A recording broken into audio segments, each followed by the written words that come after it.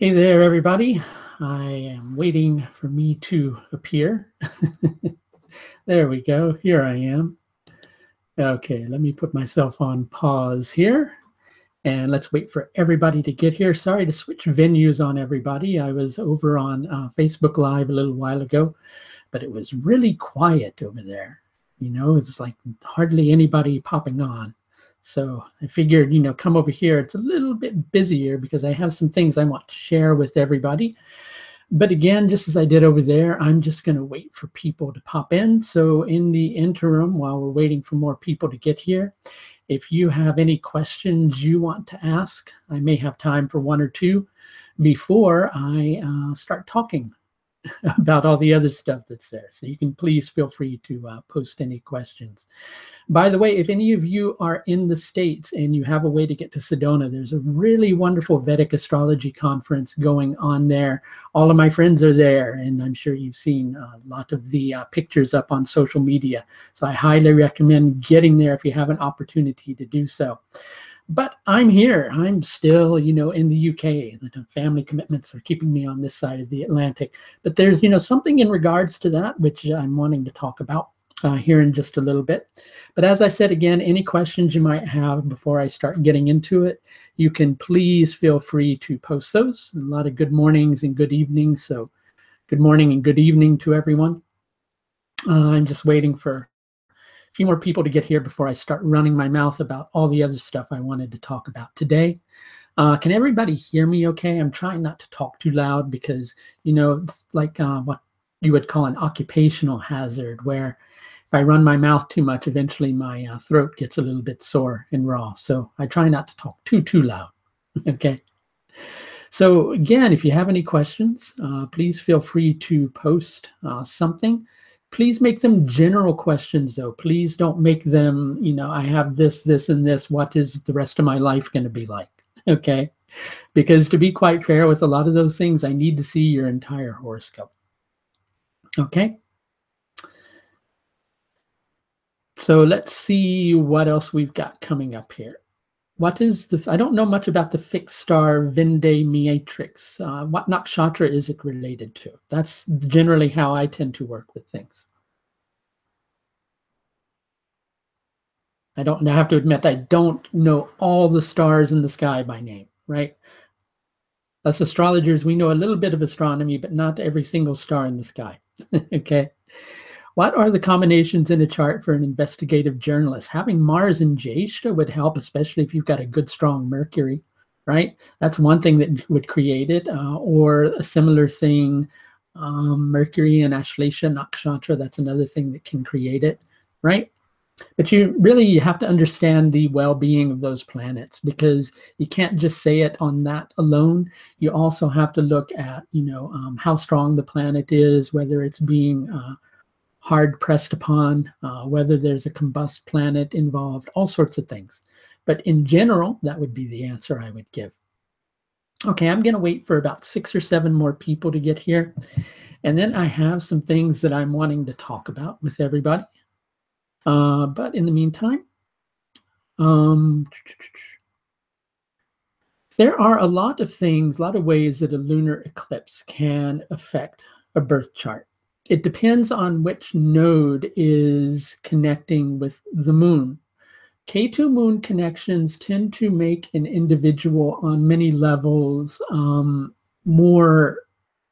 they seem detached from their emotions, but really what they're doing is learning how to cope with their emotions, and usually not always in the most positive of manners, because generally with K2 moon connections, the individual has a lot of emotional depth, but because they're emotionally deep and they deal with the world that's not so emotionally deep and tends to respect things that are more superficial and close to the surface, then they develop ways of learning how to compartmentalize their emotions in order to cope within the material world. When you have Rahu moon connections, then it tends to give a tendency for the individual to conceal their emotions, either from others or from themselves. There can also be disconnections with the mother, dependent upon which factor that you're looking at. Both of them are going to bring to a certain level a certain degree of insecurity. Okay? Okay. Let's see what else we've got. Okay, this is a good question and something that a lot of people are confused about. How much importance should we give to the Navamsha chart, more or less than the Lagna chart? It's not that one chart is more important than another. That's the thing where people get confused. Each chart has a function, and in regards to what that chart is actually for, that chart is the more important chart. So for instance, if we're looking at relationships and the Navamsha chart shows something in association with the relationship, even if the Rashi chart doesn't show it, the Navamsha chart is more important in that regard. That's kind of how you look at all these things. It's not that overall in a horoscope that one particular chart is more important than another. Okay? So I'm waiting for a few more people to get here, and then I have some other things I was wanting to share. But in the interim, I'll probably take a question or two here and there.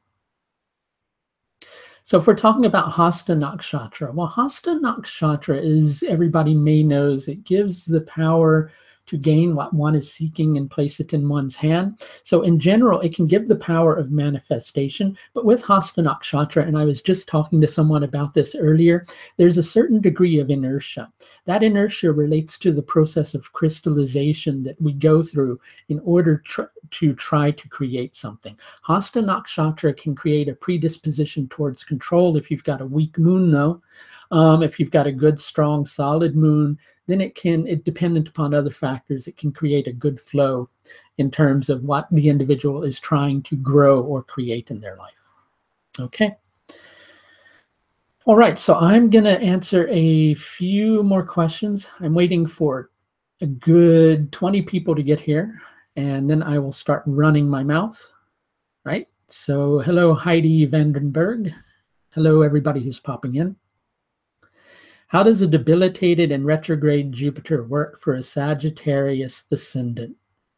Well, you'll probably feel held back a lot in your life, and you may tend to develop some low self-esteem in relation to that, but it's not your fault that you're being restricted, so to speak.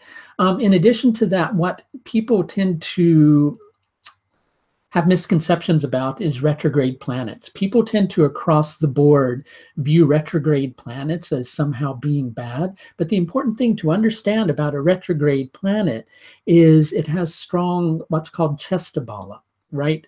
When a planet's retrograde, it's one of the more powerful planets in the sky. So retrograde planets are not bad, right? It's just that you may kind of feel held back, not sure if it's you or something else, and you look for meaning in terms of what may be the reason, underlying surface reason for why you're kind of feeling held back in life. Most especially so in relation to feeling secure within yourself and the level of fortune and prosperity and abundance that you have in your life. Okay. All right, let's see some more questions.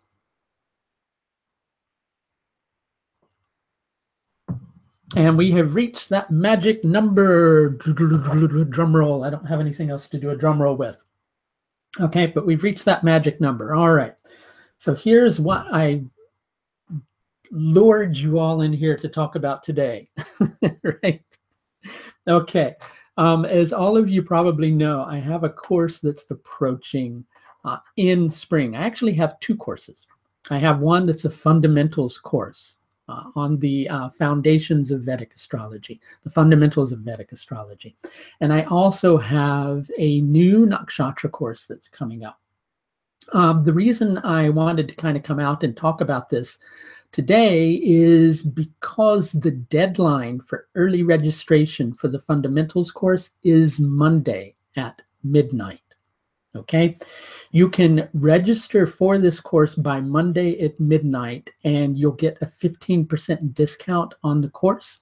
That's regardless of if you're paying by trimester or if you're registering in full for the course. You should see a link in this video somewhere. I think there's a card up there. If not, I'll put it on here after this, or you can go to my website and look under the courses link. if you register by trimester, the 15% discount that you get will be applicable for all future trimesters. On this course, we're going to learn the fundamentals of Vedic astrology in an organic manner that helps you to associate with the planets in a manner that just kind of helps them to come to life. And it's the same way with the Rashis and the Nakshatras. All the fundamentals of astrology we'll be discussing in that particular manner, so that when you hear those nakshatras or those planet sign nakshatra combinations, you'll automatically, once you've practiced it a little bit, have it come to life for you.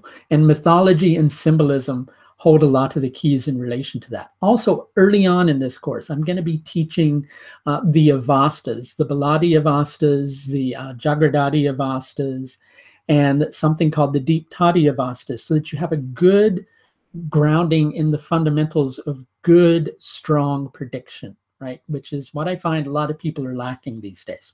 Okay, so that's the fundamentals course. The deadline for that is on Monday at midnight. Now, the Nakshatra course, there's a deadline for that too on the 11th, which is the following Monday at midnight. Both of those courses, the pricing is the same, and for both of those, you can get a 15% discount. It's just the deadline for the fundamentals course is approaching rather soon. So if you want to register, you should register soon. Okay. In addition to that, as many of you know, there is a Vedic astrology conference going on at the time that we're speaking in Sedona, Arizona. As I was saying earlier on in the video, if you have an opportunity to go to Sedona, all your astrological friends are there. Kapil Raj is there. I know James Mendoza is there. Vic Dakara is there. Ryan Korzak is there. Ernst Wilhelm is there. All the bigs of Vedic astrology are there if you want to go and meet them and interact in person with them. But I also wanted to kind of say that we're kind of creating a thought child of a future astrological conference that we would be holding in the UK, because the UK is kind of central to people who are in the States and people who are in India, and on a certain level to people who are all over the globe. So we thought it would be a good idea to kind of think about holding a conference in the UK. So it's just in its thought processes right now. It may be a couple of years before it comes into being, but I also wanted to voice that to everybody too. Okay, we'll handle a few more questions for another 5 or 6 minutes, and then I'm going to have to kind of go on because I've got a huge workload, but I wanted to get that information out because I had a lot of people who expressed interest in my fundamentals course. And I just want to make sure that you don't miss the deadline, because after that deadline, I do have to put the price back up to the normal price. Okay, let's see what we've got.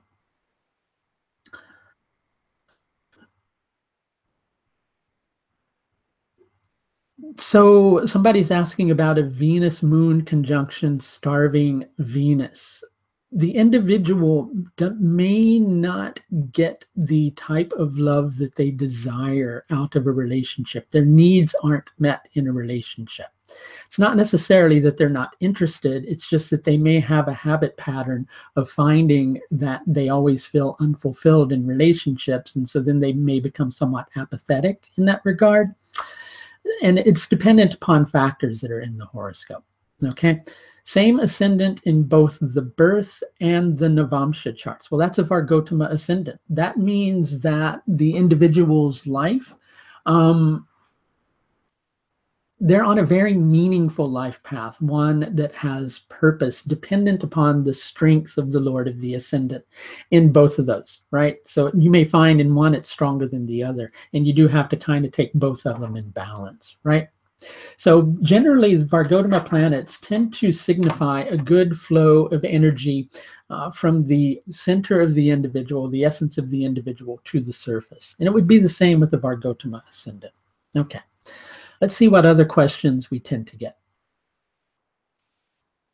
And so please feel free to ask away. I'm probably going to be here another, 5, 6 minutes, and then I have to kind of disappeariate for a bit. Meaning of Saturn and Sun. You see, the reason I don't always respond to questions like this, it's dependent upon all the other factors in your horoscope, like what Saturn rules, what the sun rules, all of those things. Saturn-Sun conjunctions, obviously Saturn's exalted there, and the sun is debilitated, right? Well, the individual may have a difficult time interacting with people. They may not have the most positive experiences of socialization with other individuals. They may be very determined, very grounded. They can be given to being very detached. They have a good idea of what's fair, what's right and wrong in life. But there can be a sense of low self-esteem in association with that due to the degree of trials that they're always having to go through, right? That's just a brief bit of information. Actually, it's blue. Thank you, though. It's navy blue. Thanks. Rahu and Ketu in the same house in a divisional chart. That's going to be the case in a lot of divisional charts. And it's usually in the higher divisionals, because you see divisional charts 1 through 12, basically, if you work with the Shadasha Varga system, which is the 16 Varga system, which Parashara talks about, basically the Rashi chart, the Hora, the Drekana, the Chaturtamsha, the Saptamsha, the Navamsha, the Dashamsha, and the Dwadashamsha, those are all related to the concrete things in our life, right? So Rashi chart is our life path. Hora chart is about our capacity to fulfill our needs. Drekana chart is about our siblings and associates, so on and so forth, right? When you get to the higher divisional charts, you're dealing with the relationship that the individual has with those things in their life. Does it make them feel happy, right? And so what you've got going on in those instances, Rahu and Ketu are really one entity anyway. But when we're within the world of dualism, which is more of the concrete world, we're tending to interact with them in a dualistic manner, right? Well, when we're in the other realm of existence of how we're relating to it, well, sometimes on a certain level, it's that dualism as well, right? It's going to be there because Rahu and Ketu will be in different nakshatras, obviously, even though they're in the same Rashi. If you work with the system that I do, which you take the nakshatras from the Rashi chart. But Rahu and Ketu will be in different nakshatras. So there's still going to be a certain level of dualism. But the whole concept of the connection between the security paradigm, or how the individual relates to things, and what they're needing to explore to become more complete, it all becomes kind of connected to one particular field of life. You know, like say, for instance, the Leo field, you know, focusing on one's kingdom, right? Or focusing on one's dignity, only needing to express oneself in a more connected manner. Like, let's say that's in the Shadamsha chart, which is about how to make oneself happy, aside from being related to vehicles, what gets an individual through, right? So when you're looking at Rahu and Ketu there, you're looking at the path to happiness and what needs to be developed. And so if it's in Leo, what you're looking at is that the individual needs to develop more Leo qualities, more positive sense of pride, more positive sense of dignity, things along those lines, yeah? So the thing is they're connected. And in the D60, the D60 base, oh, you're saying the D60 generally, because I was going to say the D60 Rahu and Ketu shouldn't be in the same Rashi chart. Okay. All right. But, you know, that's basically how to understand that. Generally, that's happening in the higher divisional charts, and not all of the higher divisionals. And it generally relates to the fact that those charts deal with how the individual is relating to the concrete things in their life. Okay, let's see what else we've got here. And again, I'm going to have to go here in a couple of minutes. I really just wanted to pop in and give that important information. Even though I know some of you probably don't care about it, it's for the ones who do, because people tend to, in this modern day and age, we tend to forget things, and we let things pass us by, and next thing we know, we've kind of missed out of an opportunity. All right. So, you know, this is, I do want to address this. When people put effective actual Saturn transit over natal Jupiter in Mula and Ardra ascendant, I can't really say that because I don't really know what Saturn rules in your chart. I don't know about your natal Jupiter. I don't know the well-being of Ketu's dispositor. I don't know the well-being of Rahu's dispositor. So anything I said to you would just be like 50-50, right? Because for things like that, I really need your horoscope. So I'd be doing you a disservice if I kind of came out and said something about it, because all I'm going to be doing is giving you a vast generalization. Does a planet that is awake in Jagradati Avastha function better in a chart? It does overall, but if it's Mrita or if it's Vritta, then when hardship comes in relation to that planet, like let's say that planet is conjunct the 12th Lord or the 8th Lord, and the individual happens to be in the dasha, Mahadasha of that planet and the Antardasha of the 12th Lord or the 8th Lord that it's joining, then those things can have more of a tendency to fall apart. But if it's Jagradati, meaning awake, and it's also Yuva, Kumar, or Bala, then there's going to be a lot more positive associations with that planet. Okay? So just here for a couple more minutes, and then I'm going to kind of take off, although my son has kind of tried to break me of saying that because it sounds like I'm getting ready to kind of, you know, fly off in a plane or something. So just a reminder, once again, the deadline for the fundamentals course, there we go, that's what I'm trying to say, is Monday night at midnight. If you want to be on the Nakshatras course, which is also starting this spring, the deadline for early registration for that is the 11th. You can still register after these dates, it's just you have to pay the full price. I'm excited about the Nakshatra course because I'm going to teach something that I've been working with a lot more in depth, which are the Shayanadi Avasthas. They show the condition in which an individual approaches a planet during a particular dasha period, and they change based upon the mahadasha that you're in. It's like the attitude of the planet or the mood of the planet, so to speak. And when you combine those with nakshatras, you get a lot more meaningful information from the horoscope. So I highly recommend that course. Even if you took my previous nakshatra course, there's going to be a lot of information on that course that's not available anywhere, and a lot of new ways of looking at things, because I'm always revising and perfecting and things along those lines, right? So I highly recommend it to anybody. All right, may take another question or two if anybody has one.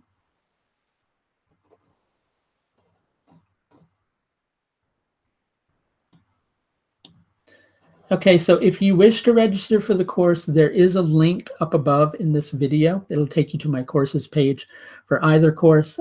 If you wish to schedule an astrological service with me, also, please just visit my website and hit the button for the astrological services page. Okay, I'm going to leave now, people. I will talk to everybody the next time that I'm on. So if you're interested in those courses, please do consider registering soon if you want to get the discount.